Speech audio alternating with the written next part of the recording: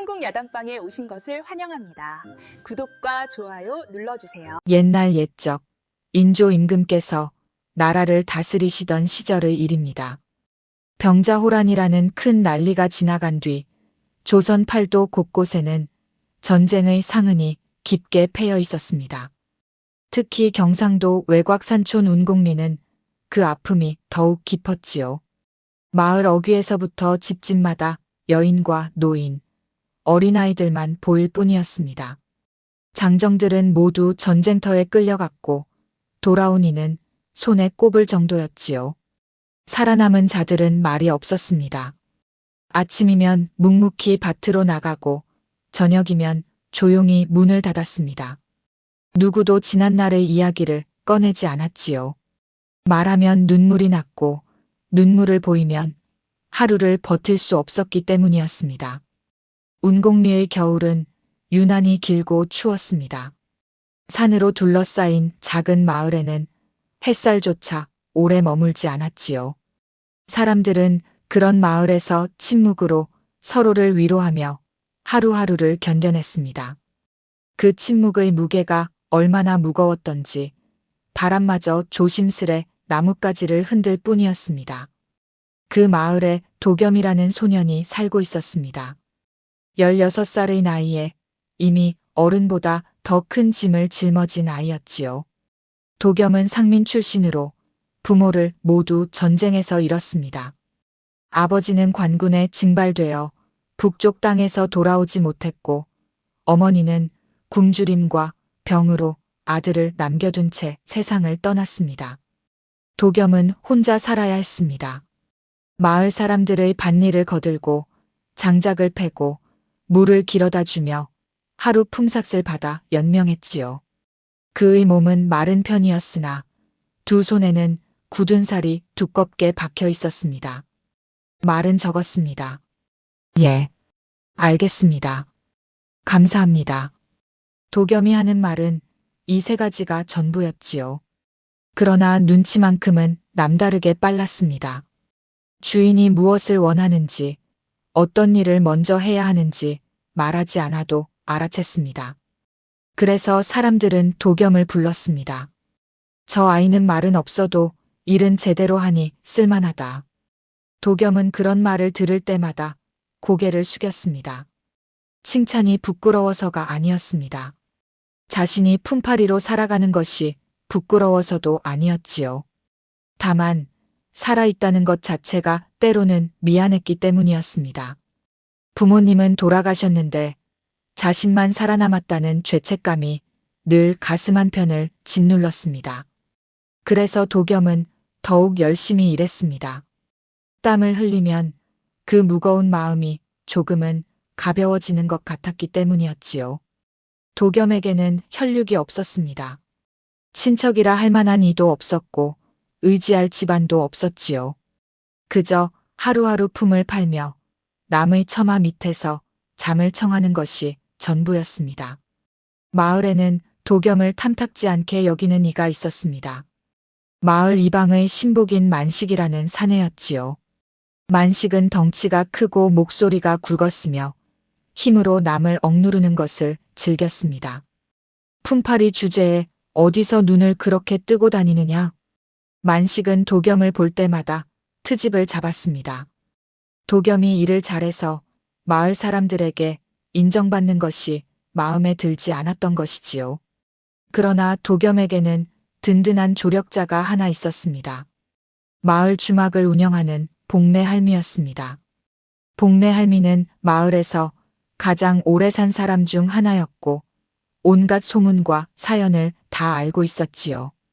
도겸아, 만식이 그러거든 그냥 모른 척해라. 저런 놈들은 상대해봤자 손해만 보는 법이니라. 복내 할미는 가끔 도겸에게 따뜻한 국 한 그릇을 내어주곤 했습니다. 도겸은 그 국을 받을 때마다 돌아가신 어머니 생각이 났습니다.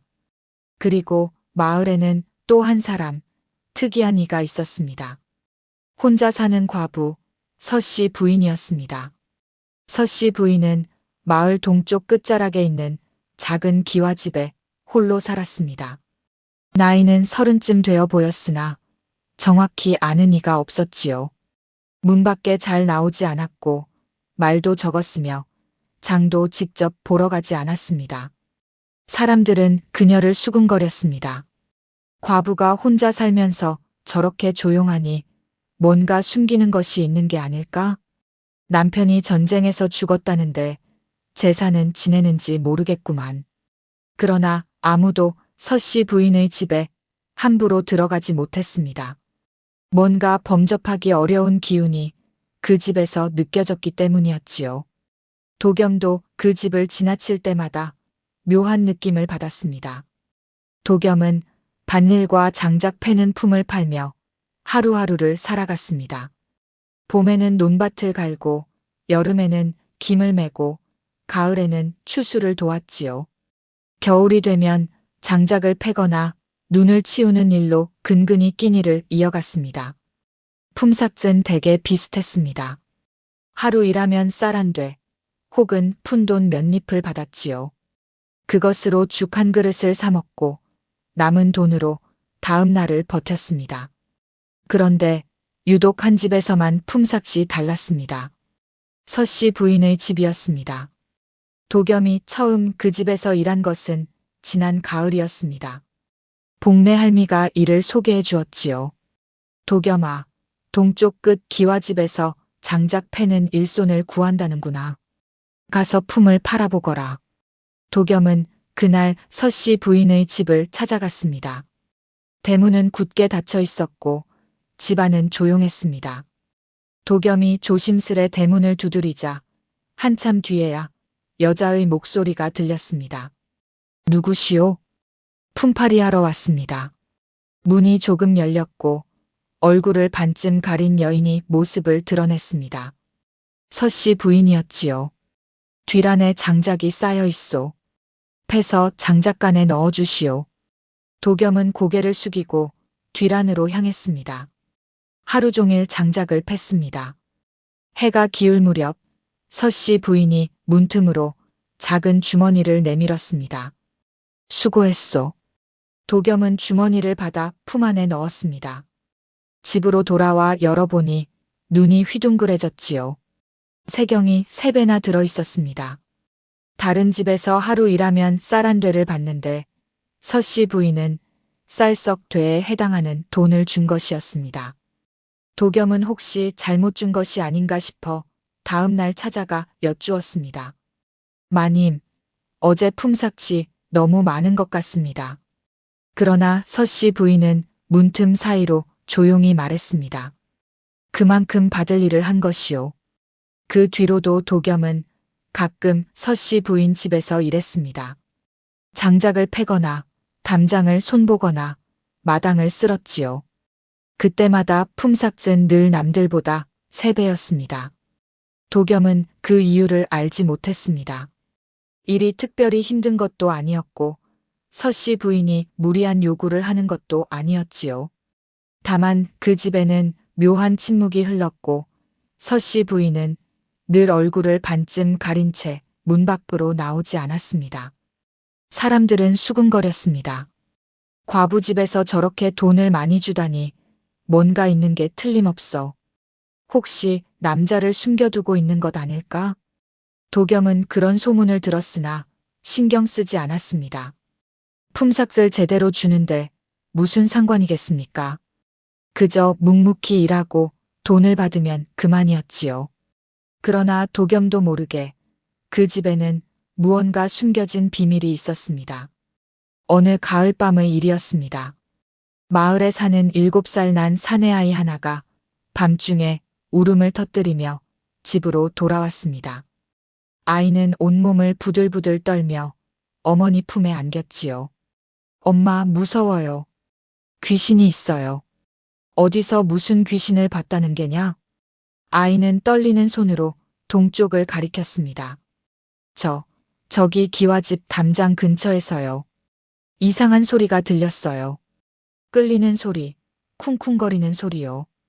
아이의 어머니는 아이를 달래며 잠재웠으나 이야기는 삽시간에 마을에 퍼졌습니다. 과부집 근처에서 아이가 귀신을 봤다더라. 밤마다 이상한 소리가 난다지 않나. 혼자 사는 과부 집엔 뭔가 있는 게 틀림없어. 사람들의 수군거림은 날이 갈수록 커졌습니다. 복내 할미는 주막에서 술을 따르며 한숨을 쉬었습니다. 사람들 입이 무섭구나. 아무것도 아닌 일을 저렇게 부풀리니 말이다. 그러나 마을 사람들은 이미 서씨 부인을 의심의 눈초리로 바라보기 시작했습니다. 특히 만식은 기회를 엿보듯 서씨 부인 집 주변을 어슬렁거렸지요.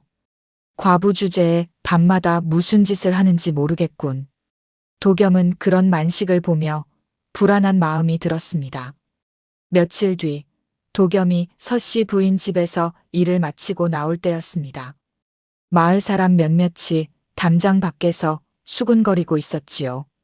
저 집 안에 뭐가 있는지 한번 봐야 하는 거 아니겠어? 과부가 혼자 살면서 저렇게 문을 닫고 지내니 수상하잖아.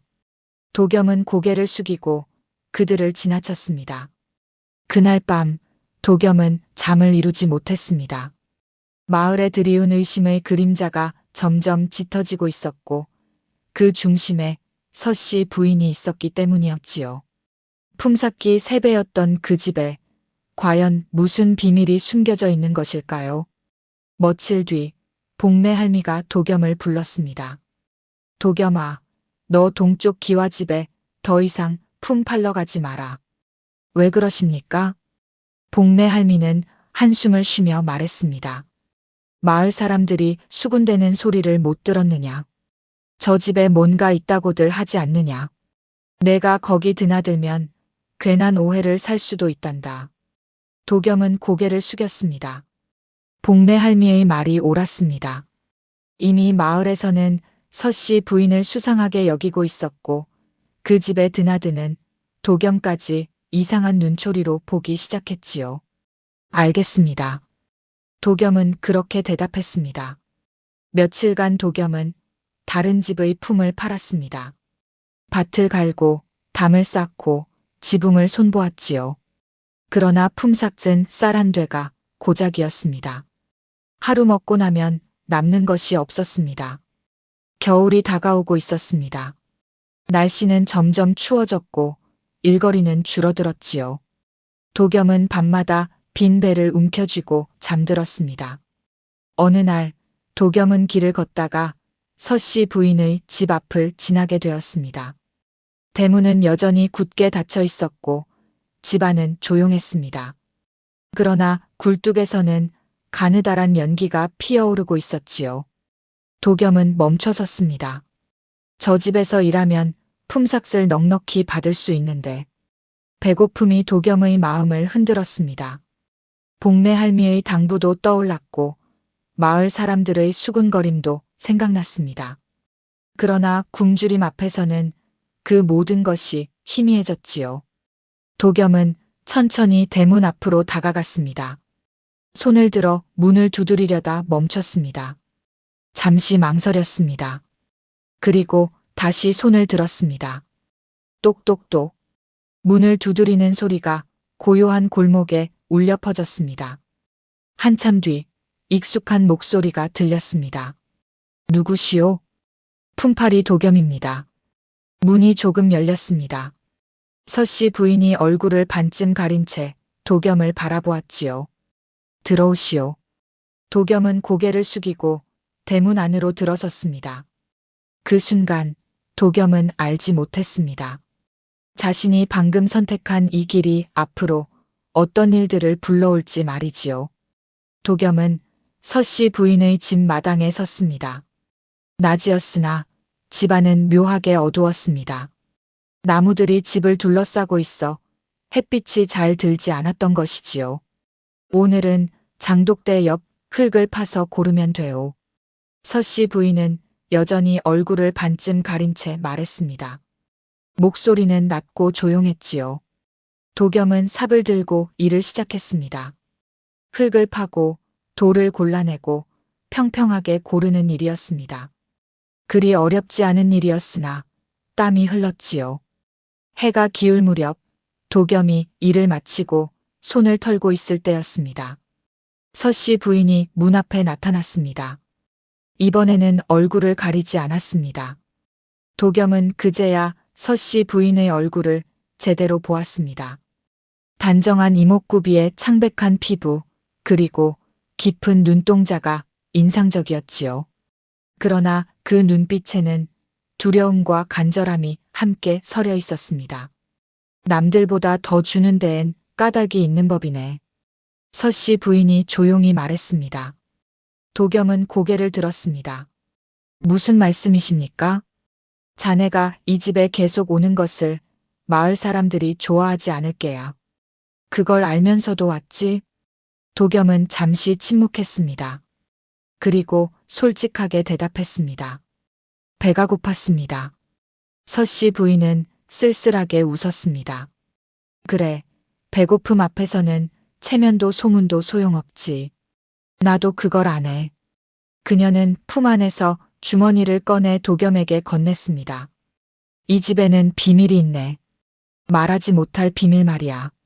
자네가 그 비밀을 눈치채도 말하지 않았으면 좋겠네. 도겸은 주머니를 받으며 물었습니다. 무슨 비밀입니까? 아직은 말할 수 없네. 다만 이것만은 알아주게. 나는 나쁜 일을 하는 것이 아니라네. 서씨 부인의 목소리는 떨리고 있었습니다. 도겸은 고개를 끄덕였습니다. 알겠습니다. 그날 밤 도겸은 받은 품삯으로 따뜻한 죽을 사 먹었습니다. 배를 채우고 나니 몸이 따뜻해졌지요. 그러나 마음 한구석은 무거웠습니다. 서씨 부인의 눈빛이 자꾸 떠올랐기 때문이었습니다. 두려움과 간절함이 뒤섞인 그 눈빛 속에는 누군가에게 도움을 청하고 싶지만 청할 수 없는 슬픔이 담겨 있었습니다. 도겸은 이불을 덮으며 생각했습니다. 저 집에는 정말 무엇이 있는 걸까? 며칠 뒤 도겸은 다시 서씨 부인의 집을 찾았습니다. 이번에는 지붕의 기와를 손보는 일이었습니다. 지난 태풍에 기와 몇 장이 깨졌고 빗물이 새어 들어온다는 것이었지요. 도겸은 사다리를 타고 지붕에 올라가 일을 시작했습니다. 오후가 되자 날씨가 흐려졌습니다. 차가운 바람이 불어왔고 곧 비가 내릴 것 같았지요. 오늘은 그만하고 내일 하시게. 서씨 부인이 아래에서 말했습니다. 아닙니다. 조금만 더 하면 끝납니다. 도겸은 서둘러 마지막 기와를 얹었습니다. 그리고 사다리를 타고 내려왔지요. 수고했네. 오늘은 집 안에서 비를 피하다 가게. 서씨 부인이 말했습니다. 도겸은 처음으로 서씨 부인의 집 안으로 들어갔습니다. 방은 깨끗하게 정돈되어 있었습니다. 그러나 집 안 분위기는 묘하게 무거웠지요. 마치 오랜 세월 동안 누군가의 슬픔이 쌓여 있는 것 같았습니다. 서씨 부인은 따뜻한 차를 내왔습니다. 추운데 이걸 마시게. 감사합니다. 도겸은 차를 받아 마셨습니다. 따뜻한 차가 목을 타고 내려가며 몸을 녹였지요. 밖에서는 빗소리가 들렸습니다. 두 사람은 한동안 말없이 앉아 있었습니다. 어색한 침묵이 흘렀지요. 해가 완전히 지고 어둠이 내렸습니다. 이제 그만 가봐야겠습니다. 도겸이 일어서려 할 때였습니다. 쿵. 집 어딘가에서 이상한 소리가 들렸습니다. 도겸은 몸을 굳혔습니다. 서씨 부인도 얼굴이 하얗게 질렸지요. 쿵. 쿵. 다시 소리가 들렸습니다. 무언가를 끄는 듯한 소리였습니다. 사람의 발소리가 아니었지요. 저게 무슨 소리입니까? 도겸이 떨리는 목소리로 물었습니다. 서씨 부인은 입술을 깨물며 대답하지 않았습니다. 그녀의 손이 부들부들 떨리고 있었지요. 소리는 집 뒤쪽에서 들려왔습니다. 도겸은 일어나 창문으로 다가갔습니다. 밖을 내다보았으나 어둠 속에서는 아무것도 보이지 않았지요. 가만히 계시게. 서씨 부인이 급히 말했습니다. 저것은 아무것도 아니네. 그냥 바람 소리일 게야. 그러나 도겸은 알고 있었습니다. 그것이 바람 소리가 아니라는 것을 말이지요. 소리는 한참 뒤에 멈췄습니다. 도겸은 집을 나섰습니다. 서씨 부인은 문 앞까지 따라 나와 조용히 말했습니다. 오늘 들은 것을 아무에게도 말하지 말아주게. 도겸은 고개를 끄덕였습니다. 걱정 마십시오. 그날 밤 도겸은 잠을 이루지 못했습니다. 그 이상한 소리가 계속 귓가에 맴돌았기 때문이었지요. 나흘이 지난 어느 날 아침이었습니다. 마을 사람들이 복내 할미의 주막에 모여 웅성거렸습니다. 도겸도 그곳을 지나다 발걸음을 멈췄지요. 이방나리께서 직접 조사하신다니까. 드디어 과부집의 비밀이 드러나겠군. 사람들의 목소리가 들렸습니다. 도겸은 가슴이 철렁 내려앉았습니다. 무슨 일입니까? 도겸이 복내 할미에게 물었습니다. 아이고, 큰일 났구나. 이방나리가 서씨 부인을 고발하려 한다는구나.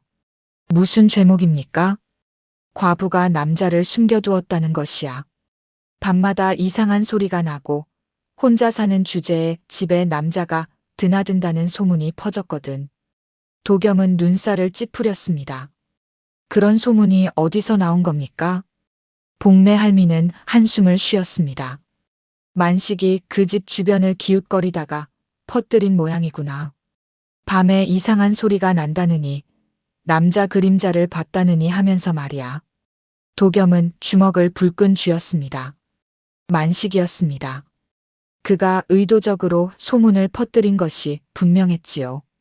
그래서 이방나리가 무엇을 하신다는 겁니까? 며칠 안에 서씨 부인 집을 수색하겠다고 하셨어. 만약 정말로 남자를 숨겨두었다면 서씨 부인은 풍속을 어지럽힌 죄로 벌을 받을 거란다. 도겸은 서둘러 주막을 나섰습니다. 서씨 부인에게 이 사실을 알려야 했습니다. 동쪽 기와집으로 달려간 도겸은 급히 대문을 두드렸습니다. 마님, 저 도겸입니다. 문이 열렸습니다. 서씨 부인은 창백한 얼굴로 도겸을 바라보았지요. 이미 알고 있네. 그녀의 목소리는 지쳐 있었습니다. 만식이란 자가 거짓 소문을 퍼뜨렸습니다. 마님께서는 아무 잘못도 하지 않으셨습니다. 고맙네, 도겸. 하지만 소문이란 것이 일단 퍼지면 진실은 중요하지 않은 법이지. 서씨 부인은 쓸쓸하게 웃었습니다. 이방이 집을 수색하면 어찌하시렵니까? 그때 가서 생각해보지. 도겸은 불안한 마음으로 집을 나섰습니다. 그날 밤 도겸은 잠을 이루지 못했습니다. 서씨 부인의 지친 얼굴이 자꾸 떠올랐기 때문이었지요. 그리고 도겸은 깨달았습니다. 이 모든 소문이 단순히 우연이 아니라 누군가가 의도적으로 만들어낸 것이라는 사실을 말이지요. 다음 날 도겸은 다시 서씨 부인의 집을 찾았습니다. 마님, 오늘도 일이 있으십니까? 도겸이 조심스레 물었습니다. 서씨 부인은 고개를 끄덕였습니다. 마당에 쌓인 낙엽을 쓸어주게. 도겸은 빗자루를 들고 마당을 쓸기 시작했습니다. 낙엽들이 바람에 날려 여기저기 흩어져 있었지요. 한참을 일하던 도겸에게 서씨 부인이 다가왔습니다. 잠깐 쉬었다 하게. 그녀는 손에 작은 사발을 들고 있었습니다. 따뜻한 국이 담겨 있었지요. 드시게. 도겸은 사발을 받았습니다. 국물을 한 모금 마시자 온몸이 따뜻해졌습니다. 된장국에 두부와 파가 들어 있었지요. 소박했지만 정성이 느껴지는 맛이었습니다.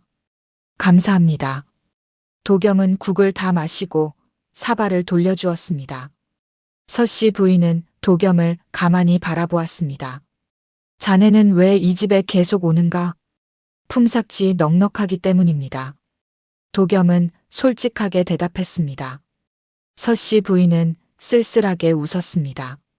그래, 그게 이유의 전부인가? 도겸은 잠시 망설였습니다. 그리고 조용히 말했습니다. 마님께서 나쁜 분이 아니라는 것을 알기 때문이기도 합니다. 서씨 부인의 눈빛이 흔들렸습니다. 어떻게 그걸 아는가? 나쁜 사람은 이렇게 따뜻한 국을 내어주지 않습니다. 도겸의 말에 서씨 부인은 한참 동안 말이 없었습니다. 그리고 천천히 입을 열었지요. 고맙네, 도겸. 자네 같은 사람이 있어서 내가 버틸 수 있는 것 같구나. 그날 이후 도겸과 서씨 부인 사이에는 묘한 신뢰가 생겨났습니다. 말은 많지 않았으나 서로를 믿는다는 것을 알 수 있었지요. 도겸은 일을 마치고 돌아갈 때마다 서씨 부인이 문 앞까지 나와 배웅해 주는 것을 느꼈습니다. 그 작은 배려가 도겸의 마음을 따뜻하게 했습니다.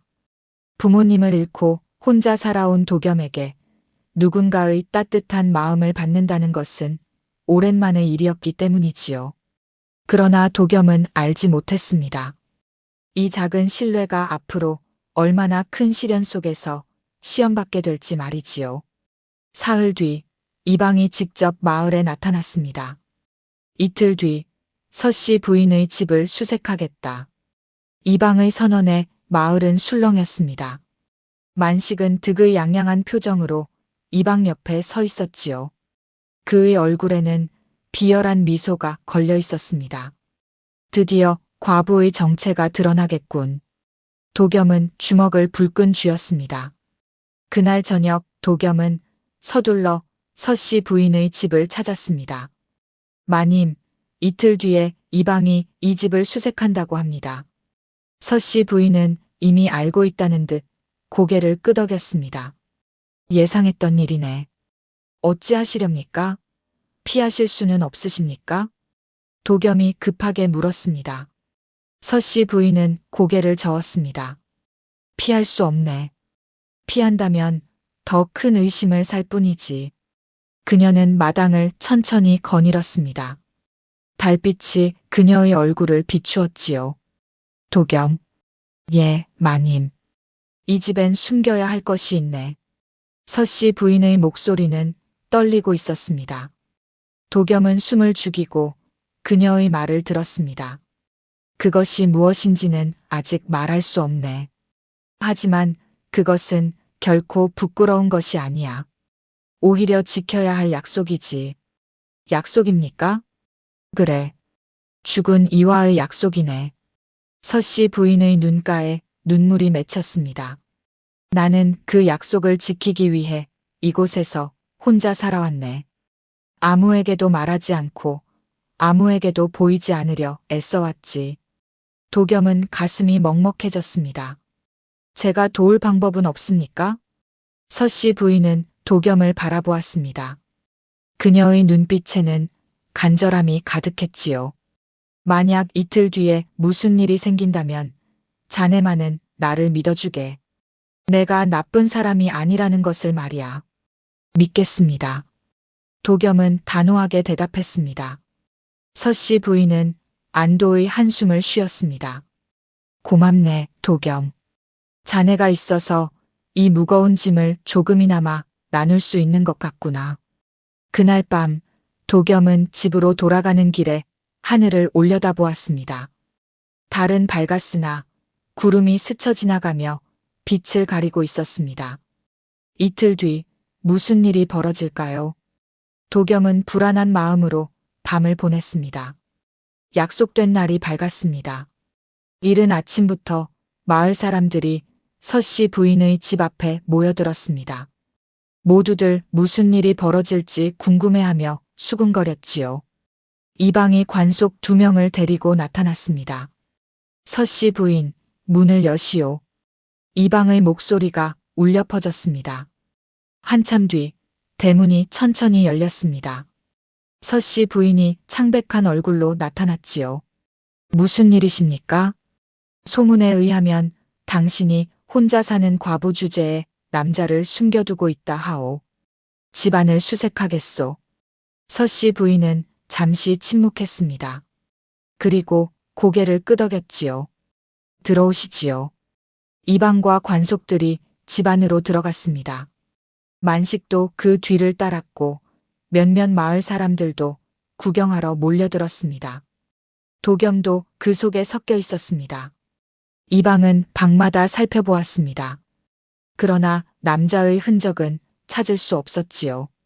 옷도 신발도 아무것도 없었습니다. 뒷마당도 살펴보시오. 이방이 명령했습니다.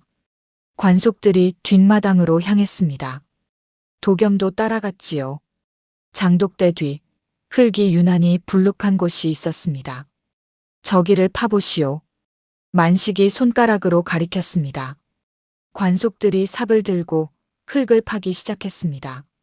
한참을 팠을 때 삽에 무언가 단단한 것이 걸렸습니다. 뭔가 있습니다. 관속이 외쳤습니다. 사람들이 숨을 죽였습니다. 더 파자 천으로 쌓인 무언가가 드러났습니다. 관속이 천을 벗기자 사람들은 비명을 질렀지요. 뼈였습니다. 사람의 뼈가 나온 것이었습니다. 이게 무엇이오, 서씨 부인? 이방이 날카롭게 물었습니다.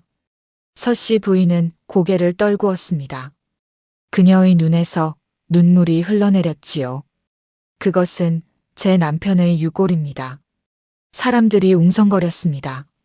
남편이라니, 전쟁에서 죽었다면 어찌 여기 묻혀 있소? 이방이 캐물었습니다. 서씨 부인은 떨리는 목소리로 말했습니다. 제 남편은 전쟁 중에 죽지 않았습니다. 전쟁이 끝난 뒤 이곳에서 죽었습니다. 어떻게 죽었소? 억울하게 죽었습니다. 서씨 부인의 말에 도겸은 가슴이 철렁 내려앉았습니다. 제 남편은 장수였습니다. 병자호란 때 용맹하게 싸웠지요. 그러나 전쟁이 끝난 뒤 누군가가 그를 반역자로 몰았습니다. 사람들이 숨을 죽이고 들었습니다.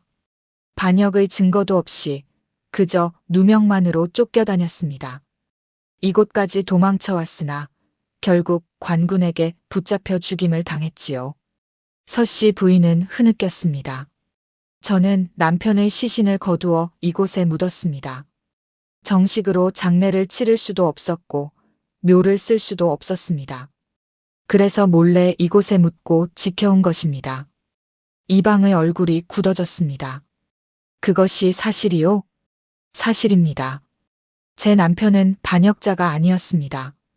다만 누군가의 음모에 희생된 것뿐입니다. 도겸은 모든 것을 이해했습니다. 서씨 부인이 혼자 살았던 이유, 품삯을 3배나 주었던 이유, 밤마다 들렸던 이상한 소리의 정체까지 말이지요. 그녀는 죽은 남편의 유골을 지키기 위해 이 모든 것을 감내해 온 것이었습니다. 이방은 서씨 부인을 노려보았습니다. 반역자의 시신을 몰래 묻었다는 것은 죄요.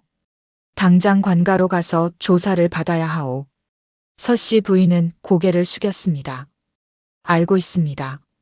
마을 사람들은 수군거렸습니다. 과부가 반역자의 아내였다니. 그래서 혼자 숨어 살았던 게로구나. 도겸은 참지 못하고 앞으로 나섰습니다. 잠깐만 기다려 주십시오. 이방이 도겸을 쳐다보았습니다. 내가 누구냐? 품팔이 도겸입니다. 서씨 부인은 잘못한 것이 없습니다. 잘못이 없다니 반역자의 시신을 몰래 묻은 것이 잘못이 아니고 무엇이냐? 도겸은 떨리는 목소리로 말했습니다. 서씨 부인의 남편이 정말 반역자였는지 확인하셨습니까? 혹시 누명을 쓴 것은 아닙니까? 이방은 코웃음을 쳤습니다. 품팔이 주제에 감히 관가의 일에 참견하느냐. 만식이 앞으로 나서며 도겸을 밀쳤습니다. 이놈이 감히. 내가 무슨 자격으로 말대꾸를 하느냐. 도겸은 넘어졌으나 다시 일어났습니다. 저는 다만 진실을 밝혀야 한다고 생각할 뿐입니다. 이방은 손을 저었습니다. 그만하거라. 서씨 부인, 당장 나를 따라오시오. 서씨 부인이 끌려가려는 순간이었습니다. 복내 할미가 앞으로 나섰습니다. 이방나리, 잠깐만 기다려 주시지요. 무슨 일이요? 제가 알기로 서씨 부인의 남편은 박장수였습니다. 병자호란 때 용맹하게 싸운 분이지요. 복내 할미의 말에 몇몇 나이 든 사람들이 고개를 끄덕였습니다. 맞소. 박장수는 훌륭한 분이었소. 제가 직접 보았소. 그분이 반역자라는 것은 들어본 적이 없소. 사람들의 증언이 이어졌습니다. 이방은 당황한 표정을 지었습니다. 그렇다 해도 법은 법이요. 반역자의 시신을 몰래 묻은 것은 죄요. 도겸은 다시 한번 말했습니다. 그렇다면 먼저 박장수가 정말 반역자였는지 확인해 주십시오. 만약 누명이었다면 서씨 부인은 억울한 남편의 유고를 지킨 정실일 뿐입니다. 이방은 망설였습니다. 만식이 이방의 귓속말을 속삭였습니다. 날이 일단 관가로 데려가서 조사하시지요. 여기서 이러다간 체면만 구기십니다. 이방은 고개를 끄덕였습니다. 좋다. 일단 관가로 가자. 거기서 조사하겠다. 서씨 부인이 끌려가려 했습니다. 도겸은 그녀를 바라보았지요. 서씨 부인은 도겸을 향해 고개를 끄덕였습니다. 그 눈빛에는 감사와 미안함이 담겨 있었습니다. 도겸은 주먹을 불끈 쥐었습니다. 반드시 진실을 밝혀내겠습니다. 서씨 부인이 관가로 끌려간 뒤 마을은 온통 그 이야기로 떠들썩했습니다. 반역자의 아내가 우리 마을에 숨어 살고 있었다니. 그래도 불쌍하지 않소? 남편이 억울하게 죽었다는데. 의견은 갈렸습니다. 도겸은 복례 할미를 찾아갔습니다. 할머니, 박장수에 대해 더 아시는 것이 없으십니까? 복례 할미는 한숨을 쉬었습니다. 박장수는 좋은 분이었지. 전쟁 중에 마을을 지켜주셨고 백성들을 보살폈단다. 그런 분이 어찌 반역자가 되셨습니까? 그건 나도 모르겠구나. 전쟁이 끝나고 얼마 뒤 갑자기 반역자로 지목되어 쫓기는 신세가 되었지. 그때 박장수는 이곳으로 도망쳐왔고 결국 관군에게 붙잡혀 죽었단다. 누가 박장수를 반역자로 몰았습니까? 복례 할미는 고개를 저었습니다. 그건 아무도 모른단다. 다만 소문으로는 조정의 높은 양반 중 누군가가 박장수를 제거하고 싶어 했다는 말이 있었지. 도겸은 눈살을 찌푸렸습니다. 왜 제거하고 싶어 했습니까? 그건 모르겠구나. 어쩌면 공을 빼앗고 싶었거나 아니면 박장수가 무언가 불리한 비밀을 알고 있었을 수도 있지. 도겸은 생각에 잠겼습니다. 그때 만식이 주막으로 들어왔습니다. 야, 품팔이 놈. 내가 감히 이방나리께 대들었다며? 만식은 도겸의 멱살을 잡았습니다. 놔주십시오.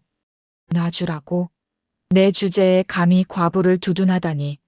혹시 너도 그 집에 드나들며 무슨 짓을 한 거 아니냐? 만식의 말에 주막 안 사람들이 도겸을 의심의 눈초리로 바라보았습니다. 복례 할미가 나섰습니다. 만식, 그만하거라. 도겸이는 그저 품을 팔러 간 것뿐이다. 닥치시오, 할멈. 이놈이 과부집에 드나든 것은 마을 사람들이 다 알고 있소. 만식은 도겸을 밀쳤습니다. 도겸은 바닥에 넘어졌지요. 앞으로 조심해라. 내가 계속 참견하면 너도 곤란해질 줄 알아라. 만식은 비웃으며 주막을 나갔습니다. 도겸은 주먹을 불끈 쥐었습니다. 만식은 처음부터 서씨 부인을 곤경에 빠뜨리려 한 것이 분명했습니다. 그리고 그 뒤에는 이방이 있었지요. 왜 그들은 서씨 부인을 해치려 하는 걸까? 도겸은 그 이유를 알아내기로 결심했습니다. 이틀이 지났습니다. 서씨 부인은 여전히 관가에 갇혀 있었고 마을에서는 그녀에 대한 소문이 더욱 커졌습니다. 반역자의 아내가 마을에 살았으니 우리도 연루될지 모른다. 빨리 그 집을 헐어버려야 한다. 도겸은 서씨 부인의 집을 지키기 위해 밤마다 그 집 앞을 지켰습니다. 어느 날 밤 횃불을 든 사람들이 나타났습니다. 만식과 몇몇 마을 사람들이었습니다. 이 집을 불태워야 한다. 반역자의 집을 그냥 둘 수는 없다. 도겸은 대문 앞을 가로막고 섰습니다. 안 됩니다. 이 집은 서씨 부인의 것입니다. 비켜라, 품팔이 놈. 만식이 도겸을 밀쳤습니다.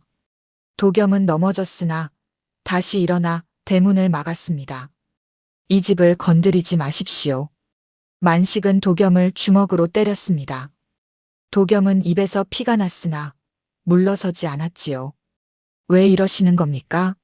서씨 부인이 무슨 잘못을 했습니까? 만식은 비웃었습니다. 잘못이라니. 반역자의 아내라는 것 자체가 죄다. 박장수가 정말 반역자였습니까? 증거가 있습니까? 만식은 말문이 막혔습니다. 그때 복내 할미와 몇몇 마을 원로들이 나타났습니다. 만식, 그만두거라. 증거도 없이 남의 집을 불태우는 것은 옳지 않다. 원로들의 말에 만식은 이를 갈았습니다. 좋다. 오늘은 물러나겠다. 하지만 다음에는 가만두지 않을 것이다. 만식과 무리들은 물러갔습니다. 도겸은 주저앉아 숨을 몰아쉬었습니다. 복내 할미가 다가와 도겸의 상처를 살폈지요. 아이고, 이 녀석아. 왜 이렇게까지 하느냐. 할머니, 서씨 부인은 나쁜 사람이 아닙니다. 저는 그분을 믿습니다. 복내 할미는 도겸의 머리를 쓰다듬었습니다. 착한 녀석. 하지만 세상은 내가 생각하는 것처럼 단순하지 않단다. 다음 날 도겸은 관가를 찾아갔습니다. 서씨 부인을 만나고 싶었기 때문이었지요. 그러나 관속들은 도겸을 막았습니다. 죄인을 만날 수 없다. 잠깐만이라도 만나게 해주십시오. 안 된다. 돌아가거라. 도겸은 할 수 없이 돌아섰습니다. 그때 관가 창문 너머로 서씨 부인의 목소리가 들렸습니다. 도겸. 도겸은 창문 쪽으로 다가갔습니다. 마님. 고맙네. 자네가 내 집을 지켜준다고 들었네. 당연한 일입니다. 미안하네. 자네까지 고생하게 만들어서. 서씨 부인의 목소리는 지쳐 있었습니다. 마님, 제가 반드시 진실을 밝혀내겠습니다. 고맙네, 도겸. 하지만 무리하지 말게. 자네까지 다치면 안 되네. 관속이 도겸을 쫓아냈습니다. 도겸은 관가를 나서며 결심을 굳혔습니다. 반드시 박장수의 억울함을 풀어드리겠습니다. 도겸은 마을 원로들을 찾아다니며 박장수에 대한 증언을 모았습니다. 박장수는 용감한 분이었소. 전쟁 중에 우리 마을을 지켜주셨지. 맞소. 그분이 반역자일 리 없소.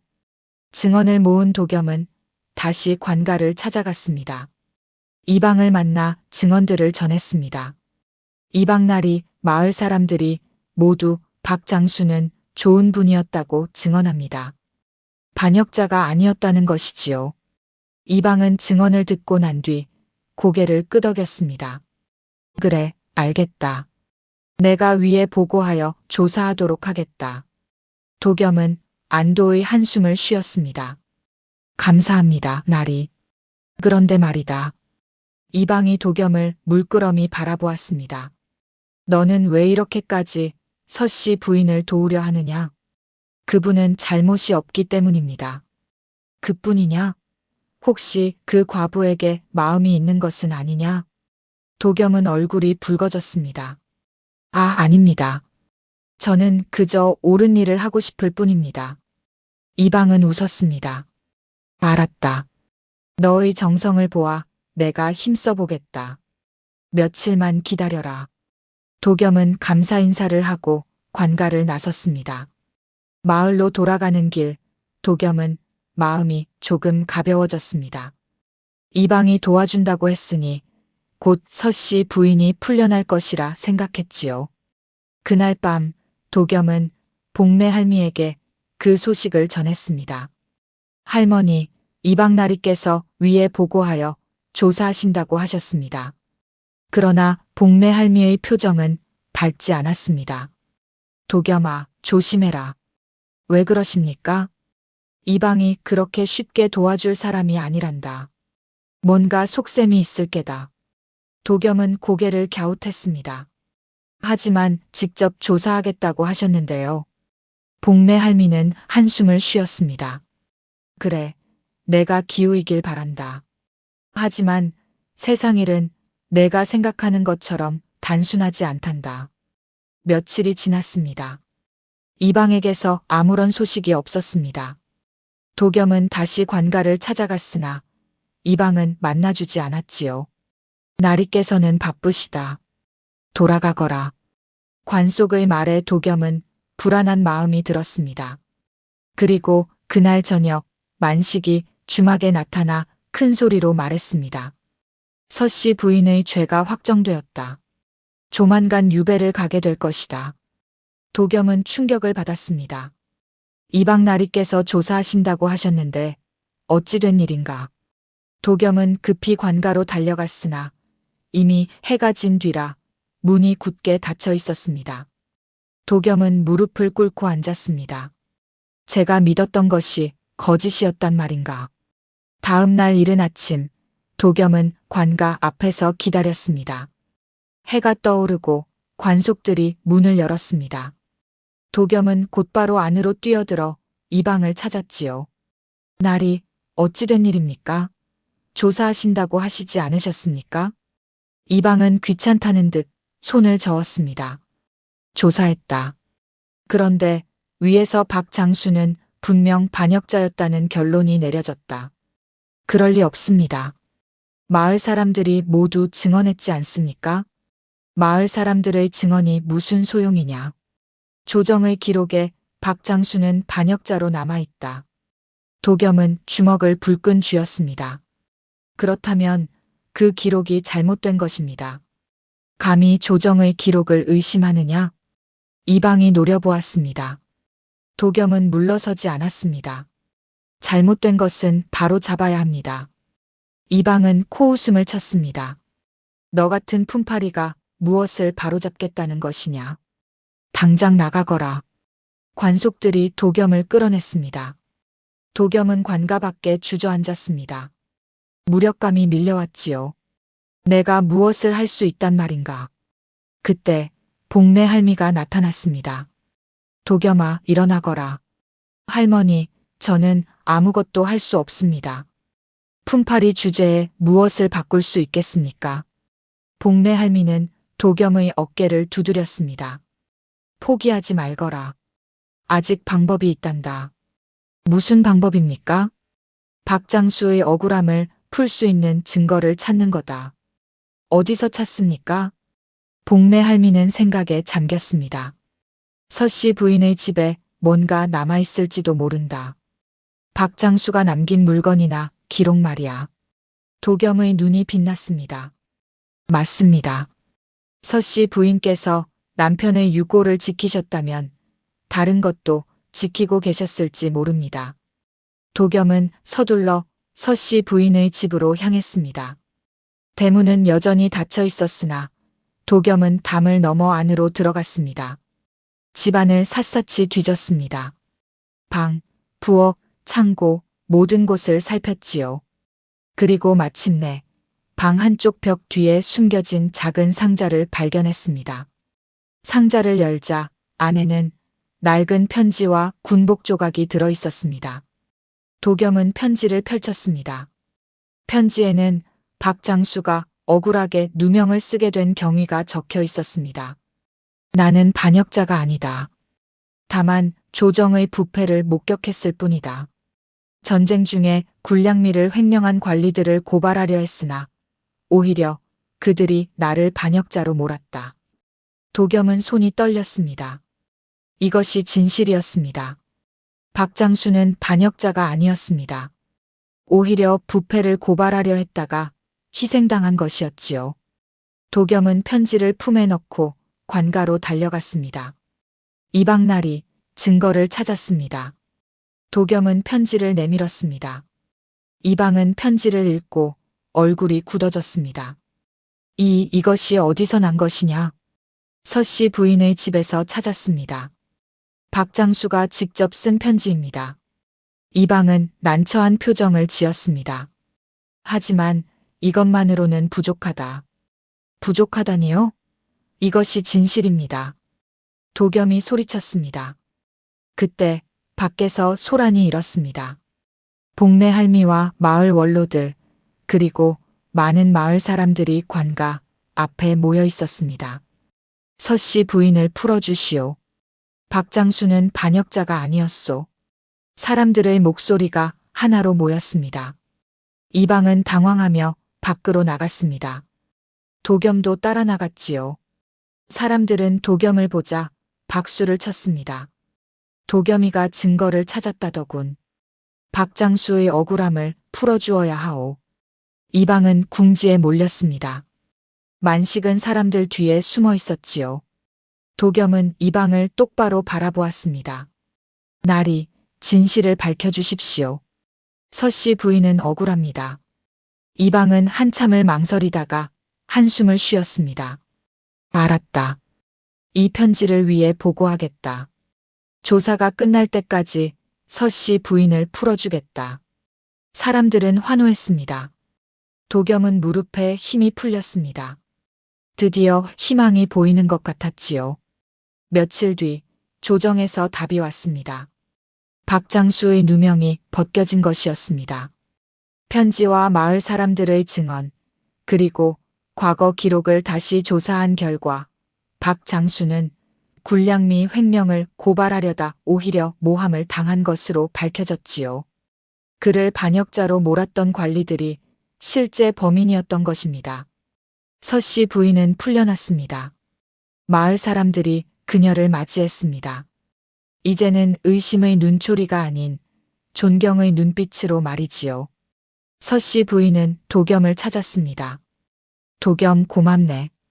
자네가 아니었다면 나는 평생 죄인으로 살았을 게야. 도겸은 고개를 저었습니다. 아닙니다, 마님. 당연한 일을 했을 뿐입니다. 서씨 부인은 도겸의 손을 잡았습니다. 자네는 묻지 않았지? 무엇을 말입니까? 내가 왜 품삯을 3배나 주었는지 말이네. 도겸은 잠시 생각했습니다. 그리고 웃었지요. 궁금하긴 했습니다. 서씨 부인은 쓸쓸하게 웃었습니다. 그 돈은 품삯이 아니었네. 그럼 무엇이었습니까? 입을 지켜준 값이었지. 도겸은 고개를 갸웃했습니다. 서씨 부인은 천천히 말했습니다. 자네도 알다시피 이 집에는 남편의 유골이 묻혀 있었네. 나는 그것을 지키기 위해 혼자 살았지. 그런데 마을 사람들이 나를 의심하기 시작했어. 예. 그래서 나는 생각했네. 누군가 이 집에 자주 드나들면 사람들이 이 집을 더 의심할 것이고 결국 수색하게 될 거라고 말이야. 도겸은 깨달았습니다. 그렇다면 마님께서는 일부러 저에게 품삯을 많이 주셔서 그래. 자네가 계속 오게 만들었지. 그리고 마을 사람들이 의심하게 만들었네. 도겸은 놀랐습니다. 왜 그러셨습니까? 서씨 부인의 눈에 눈물이 맺혔습니다. 나는 알고 있었네. 언젠가는 이 비밀이 드러날 거라는 것을 말이야. 그리고 그때가 되면 남편의 억울함을 밝힐 기회가 올 거라고 생각했지. 하지만 위험하지 않으셨습니까? 위험했지. 하지만 남편의 명예를 되찾기 위해서라면 기꺼이 감수할 수 있었네. 도겸은 감동했습니다. 서씨 부인은 계획적으로 모든 것을 준비했던 것입니다. 품삯을 3배나 준 것도, 도겸을 계속 부른 것도 모두 진실을 밝히기 위한 준비였던 것이지요. 그런데 자네를 선택한 것은 우연이 아니었네. 무슨 말씀이십니까? 자네는 과묵하지만 정직한 사람이었어. 그리고 무엇보다 자네는 힘없는 사람의 편에 서는 사람이었지. 서씨 부인은 도겸을 따뜻하게 바라보았습니다. 나는 자네를 믿었네. 그리고 자네는 내 믿음에 보답해 주었어. 고맙네, 도겸. 도겸은 고개를 숙였습니다. 마님, 이제 편히 사실 수 있습니다. 서씨 부인은 고개를 끄덕였습니다. 그래, 이제 남편의 명예도 되찾았으니 나도 편히 살 수 있을 것 같구나. 그날 밤 도겸은 모든 것을 이해했습니다. 서씨 부인이 왜 혼자 살았는지, 왜 품삯을 3배나 주었는지, 왜 이상한 소리가 났는지 말이지요. 모든 것은 남편의 명예를 되찾기 위한 그녀의 계획이었던 것입니다. 며칠 뒤 조정에서 박장수를 모함했던 관리들이 체포되었다는 소식이 들려왔습니다. 그들은 전쟁 중에 군량미를 횡령하고 그 사실을 은폐하기 위해 박장수를 반역자로 몰았던 것이었지요. 마을에도 변화가 일어났습니다. 이방이 파직되었습니다. 이방은 박장수의 억울함을 알면서도 제대로 조사하지 않았고 오히려 서씨 부인을 괴롭혔다는 죄목이었습니다. 만식도 벌을 받았습니다. 그는 거짓 소문을 퍼뜨리고 서씨 부인을 모함했다는 이유로 곤장을 맞았지요. 마을 사람들은 통쾌했습니다. 악한 자들이 벌을 받았구나. 이제야 정의가 바로 섰어. 도겸은 그 소식을 들었으나 별다른 감정이 들지 않았습니다. 복수나 응징보다는 서씨 부인이 이제 평안하게 살 수 있다는 것이 더 중요했기 때문이었지요. 어느 날 서씨 부인이 도겸을 불렀습니다. 도겸, 자네에게 줄 것이 있네. 서씨 부인은 작은 보따리를 내밀었습니다. 이것은 무엇입니까? 열어보게. 도겸은 보따리를 풀었습니다. 안에는 은자와 옷가지가 들어있었지요. 마님, 이것은 너무 과합니다. 아니네. 자네가 받아야 할 것이네. 자네 덕분에 나는 남편의 명예를 되찾았고 이제 평안하게 살 수 있게 되었어. 도겸은 난처해했습니다. 저는 품삯을 이미 충분히 받았습니다. 서씨 부인은 고개를 저었습니다. 그것은 품삯이 아니었다고 했잖는가. 입을 지켜준 값이었지. 하지만 이것은 다르네. 이것은 내 감사의 마음이네. 도겸은 보따리를 받았습니다. 감사합니다, 마님. 아니네. 내가 더 고맙네. 서씨 부인은 웃었습니다. 오랜만에 보는 밝은 웃음이었지요. 이제 나는 남편을 정식으로 장사 지낼 수 있게 되었네. 조정에서 박장수의 명예를 회복시켜 주었으니 이제 당당하게 묘를 쓸 수 있단다. 다행입니다. 그리고 자네에게 부탁이 하나 있네. 말씀하십시오. 장례식에 와주겠는가? 자네가 없었다면 이 모든 것이 불가능했을 테니 남편도 자네를 보고 싶어 할 게야. 도겸은 고개를 끄덕였습니다. 물론입니다. 며칠 뒤 박장수의 장례식이 치러졌습니다. 마을 사람들이 모두 참석했습니다. 이제는 모두 박장수를 영웅으로 기억했지요. 도겸도 조문객으로 참석했습니다. 제를 올리고 절을 하며 도겸은 생각했습니다. 이제 박장수의 영혼도 편히 쉬실 수 있겠습니다. 장례식이 끝난 뒤 서씨 부인은 도겸에게 말했습니다. 도겸, 자네 덕분에 남편의 한이 풀렸네. 이제 나도 새로운 삶을 시작할 수 있을 것 같구나. 도겸은 미소 지었습니다. 마님도 행복하게 사십시오. 자네도 행복하게 살기를 바란다네. 두 사람은 서로를 바라보며 웃었습니다. 비바람 같은 시련을 함께 이겨낸 두 사람 사이에는 이제 깊은 신뢰와 우정이 자리 잡고 있었지요. 계절이 바뀌었습니다. 겨울이 지나고 봄이 왔습니다. 운곡리 마을에도 따뜻한 바람이 불어왔지요. 도겸은 여전히 품을 팔며 살아갔습니다. 그러나 예전과는 달라진 것이 있었습니다. 마을 사람들이 도겸을 대하는 태도가 달라진 것이었지요. 도겸아, 오늘 우리 집 밭 좀 갈아주겠니? 도겸이 수고했다. 이것 좀 먹어라. 사람들은 도겸을 품팔이가 아닌 마을의 일원으로 대했습니다. 복내 할미는 도겸에게 말했습니다. 도겸아, 이제 너도 이 마을의 어엿한 일원이 되었구나. 할머니, 저는 여전히 품팔이일 뿐입니다. 아니란다. 너는 옳은 일을 위해 싸운 사람이야. 그것은 신분과 상관없이 존경받을 만한 일이지. 도겸은 복매 할미의 말에 가슴이 따뜻해졌습니다. 서씨 부인은 남편의 묘를 정성껏 돌보며 살았습니다. 더 이상 숨어 살지 않았습니다. 대문을 열고 마을 사람들과 인사를 나누며 살았지요. 사람들도 서씨 부인을 따뜻하게 대했습니다. 서씨 부인, 남편분의 명예가 회복되어 다행입니다. 고생 많으셨습니다. 서씨 부인은 감사하며 살아갔습니다. 어느 봄날 도겸은 다시 서씨 부인의 집을 찾았습니다. 마님, 오늘도 일이 있으십니까? 서씨 부인은 웃으며 말했습니다. 오늘은 일이 없네. 그냥 차나 한잔하고 가게. 도겸은 마당에 앉아 차를 마셨습니다. 마당에는 매화나무가 한 그루 서 있었습니다. 하얀 꽃잎이 바람에 날렸지요. 도겸, 이제 나는 품삯을 3배로 주지 않을 거네. 서씨 부인이 말했습니다. 예, 이제는 숨길 것이 없으니까 말이야. 앞으로는 다른 사람들과 똑같이 받게. 도겸은 웃었습니다. 알겠습니다, 마님. 하지만 자네가 필요할 때는 언제든 와주게. 이제 나에게 자네는 그저 품팔이가 아니라 소중한 친구니까 말이야. 도겸은 고개를 숙였습니다. 감사합니다.